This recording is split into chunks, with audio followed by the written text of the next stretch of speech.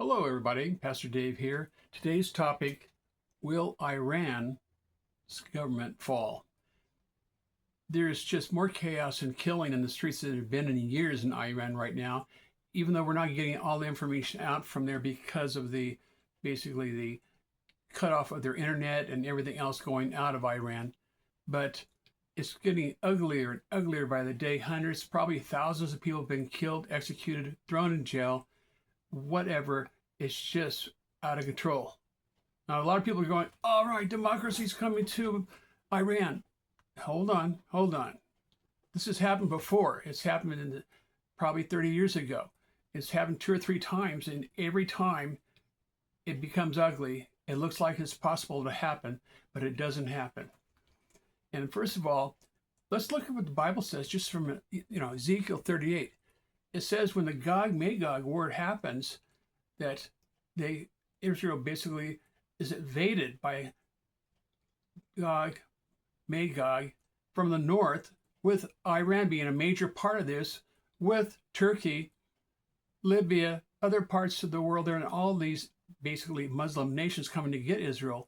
And it will be the Gog, Magog war so big, so terrible, so impossible for Israel to win that God intervenes and he saves them, and he kills 2/3 or more of the armies invading Israel, to prove that he is God, and only God alone, the true God, could save Israel.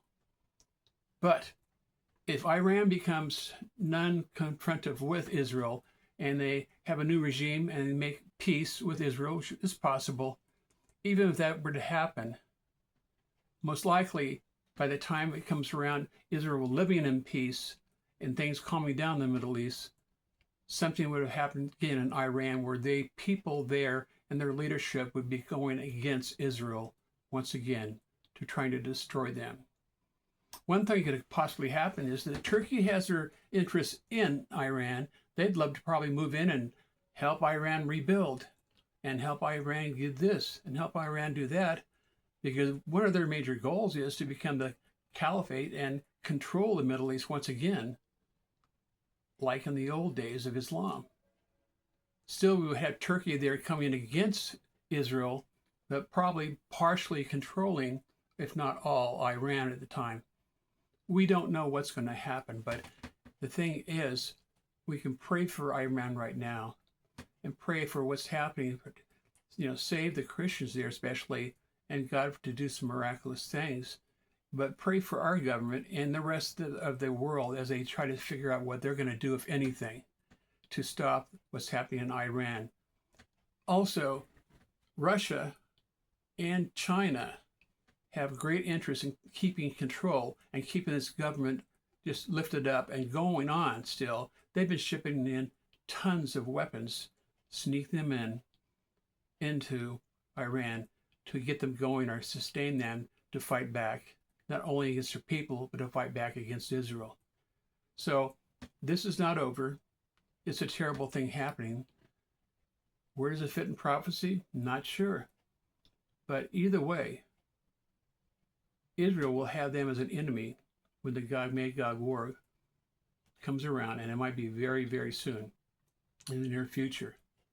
But pray for the people in Iran, but don't think that everything's going to come up roses. No. There's a lot of things that have to happen over there. And it's been a tough cookie for anyone to conquer, especially the people within the country. Maybe this time is the time, but we'll see. Until then, keep on looking up. Jesus is coming back soon. And he's coming for those Christians in Iran too, and you, I hope. And if not, give your life to Jesus today.